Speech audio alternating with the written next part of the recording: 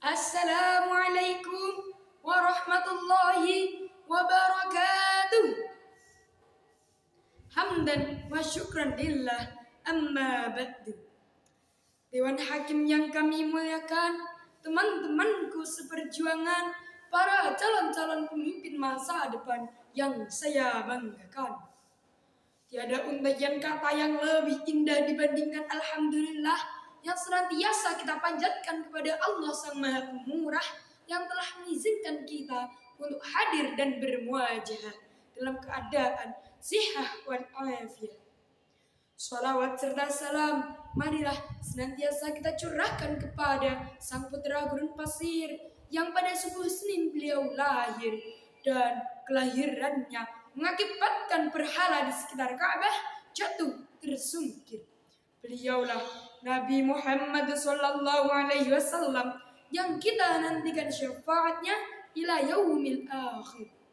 Pada kesempatan kali ini, izinkan saya menyampaikan ceramah Islami dengan tema Santri sebagai pilar agama dan bangsa.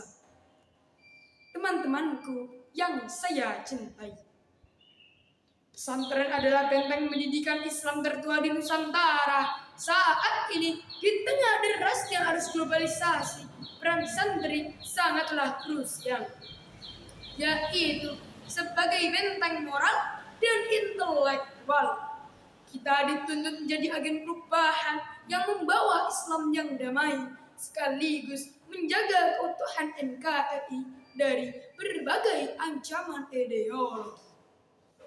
Lalu, apa tugas paling utama yang diamanahkan Al-Quran kepada kita sebagai santri?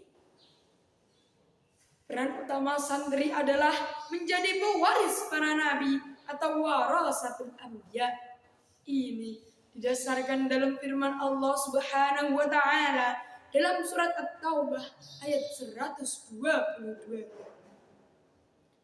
A'udzu billahi minasy syaithanir rajim.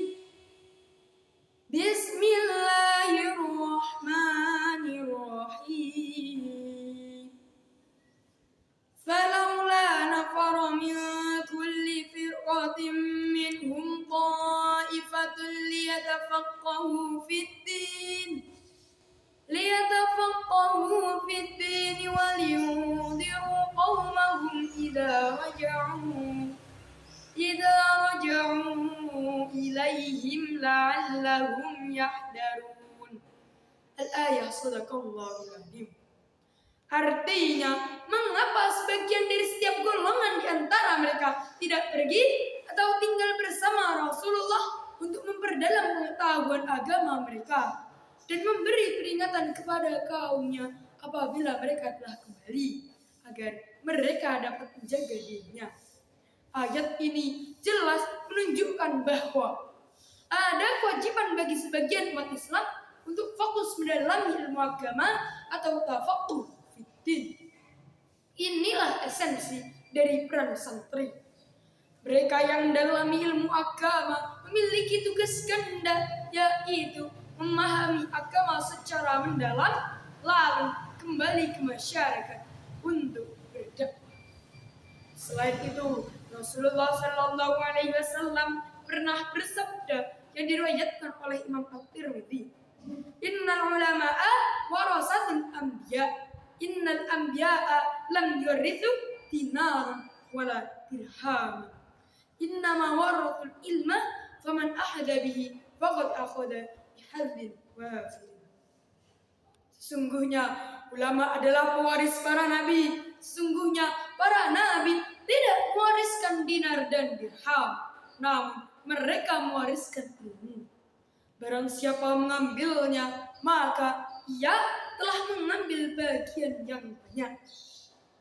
Teman-temanku yang saya cintai, untuk melihat contoh implementasi peran santri, kita dapat melihat sirah nabawiyah pada peran para sahabat ahli sunnah. Mereka adalah para penuntut ilmu yang fokus total untuk belajar agama langsung dari Rasulullah SAW demi mendapatkan tafaqquh fiddin.